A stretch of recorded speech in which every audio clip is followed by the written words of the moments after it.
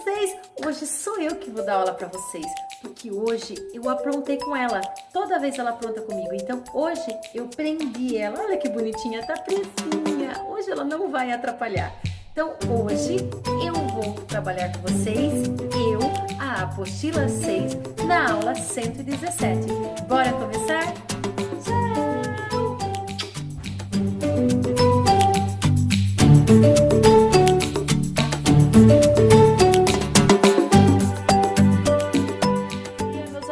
Melhor eu falar boa tarde, né? Porque já passou do meio-dia, tá todo mundo com fome. Então, aos sobreviventes da 7ª aula, quero agradecer muito por estarem comigo. E vamos lá. Então, hoje a nossa aula seria a 117 e a 118.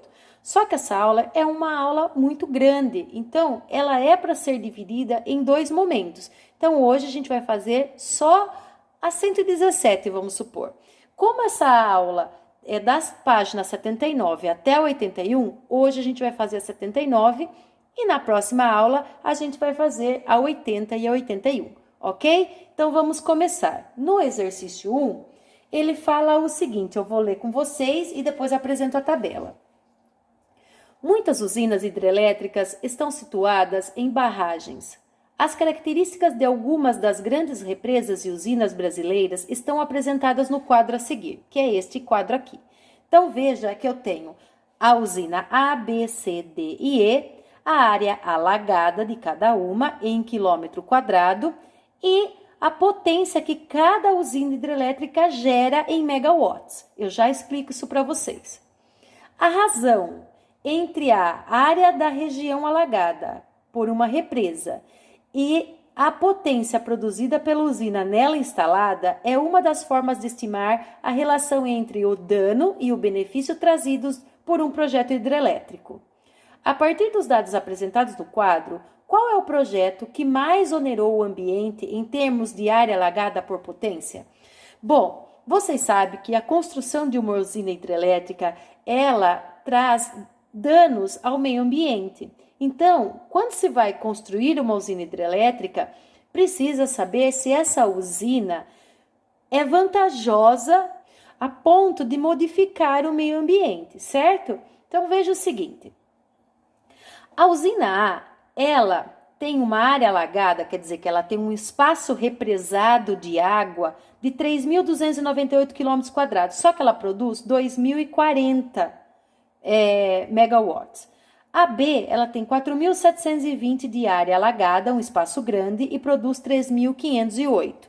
A letra C, 5.100 e produz 3.467. A letra D, 6.403 e produz 1.345.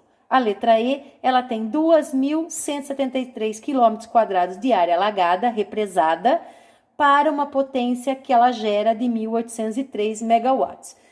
Bom, para eu descobrir qual é a usina que mais onerou o meio ambiente, o que eu vou fazer? Eu vou pegar o quilômetro quadrado de área alagada que essa usina tem e vou dividir por megawatts. Para eu descobrir em 1 megawatts quantos quilômetros eu preciso para que produza, tá? Então, eu vou deixar essa tabelinha aqui no cantinho e vou começar assim. Na usina A, eu tenho 3.298 quilômetros, 3.298 quilômetros de área alagada e vou dividir por 2.040. Desculpa aqui o errinho, é 3.298, tá bom?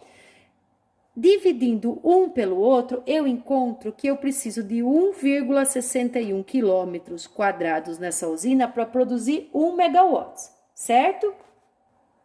Na usina B, eu tenho 4.720 quilômetros quadrados de área alagada e eu vou dividir por 3.508 megawatts, chegando num resultado de 1,34 quilômetros quadrados. Tudo aproximadamente porque dá muitas casas decimais e eu só estou considerando as duas, tá? Depois da vírgula. Então, eu preciso de menos de 1,5 km para produzir 1 megawatts. Preciso de menos do que a outra. Então, essa onera menos que essa. Ela precisa de menos água para produzir 1 km de área represada. Na usina C, eu tenho 5.100 quilômetros quadrados de área represada, e eu vou dividir pelo megawatts, que é 3.467, chegando a um resultado de 1,47 quilômetros quadrados.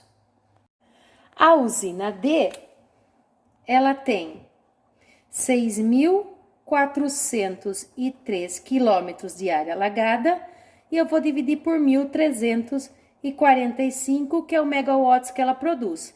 Então, ela precisa de 4,72 quilômetros quadrados para poder produzir 1 megawatts.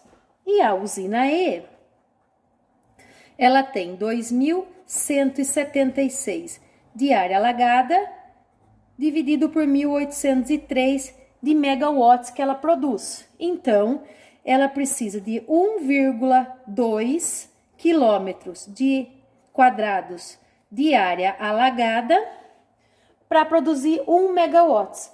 Então, a usina que mais onera o meio ambiente é a usina D, porque ela tem uma extensão muito grande e produz muito pouco. Ela produz 1 megawatts, ela precisa de 4,72 quilômetros quadrados.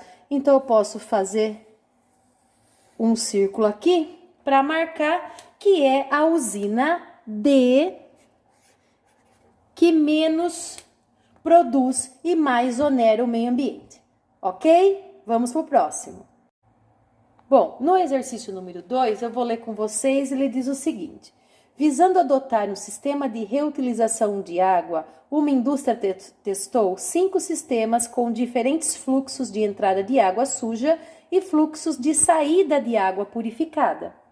Supondo que o custo por litro de água purificada seja o mesmo para todos os sistemas, qual é o sistema pelo qual obtém-se maior eficiência na purificação? Então, veja, ele quer saber qual é o sistema mais eficiente. Veja que eu tenho 5 sistemas aqui. O primeiro sistema entra 60 litros de água suja e sai 10 litros de água purificada. O sistema 2 entra 15, suja, e sai 6, purificada. O sistema 3 entra 30 litros de água suja e sai 10 litros de água limpa. Entra 25 litros de água suja no sistema 4 e ele limpa 5 litros de água. E no sistema 5, dos 36 litros de água suja que entra, ele libera 14 litros de água limpa. Como se fosse uma captação de água de chuva, certo? Então, ele faz essa purificação, reutilização da água suja, purificando e retornando para o reabastecimento. Bom, veja bem, veja que ele fala que todos os sistemas possuem o mesmo custo por litro de água, o mesmo gasto em valores, certo? Ele quer saber qual é o sistema mais vantajoso. Como eu tenho aqui sistemas, a entrada de água diferente e a entrada da saída de água também, como a quantidade de água que entra de cada sistema são diferentes e a quantidade de saídas também, eu preciso descobrir qual a porcentagem de que cada uma libera de água limpa, entrada de suja e água limpa na saída. Então, o que eu vou fazer? Eu vou pegar a quantidade de água purificada e vou dividir pela quantidade de água suja. Assim eu descubro a porcentagem. Então, eu vou puxar isso aqui para cá, certo? Para vocês poderem entender. E vou fazer a continha aqui. Veja que no sistema 1, eu tenho 10 litros de água. Eu vou dividir por 60. Posso fazer em forma de porcentagem também. Eu chego, corto esse zero com esse. 1 dividido por 6 vai dar 0,16, certo? Se vocês fizerem a continha na calculadora, vocês vão encontrar um monte de casas decimais. No sistema 2, eu tenho 6, agora eu vou fazer em forma de fração, dividido por 15. 6 dividido por 15, fazendo a continha, a gente chega em 0,4 aproximadamente. No sistema 3, sai 10 litros de água limpa, mas entrou 30. Então, na verdade, é 1/3 de água limpa. Esse 1/3, deixa eu pôr um pouquinho para cá, ele representa 0,3333. Tudo isso é aproximadamente, certo? Eu tô contando uma ou duas casas decimais. No sistema 4, ele entra 5 litros de água, sai 5 litros de água suja das 25 litros de água limpa, ou sai 5 litros de água limpa dos 25 litros de água suja que entrou. Então, ele vai dar 0,2 de água, por cento, na verdade. E no sistema 5, ele entra 14 litros de água, sai 14 litros de água limpa das 36 sujas que entrou. Então, aproximadamente, ele libera 0,38% é a sua eficiência. Então, quem mais é eficiente aqui?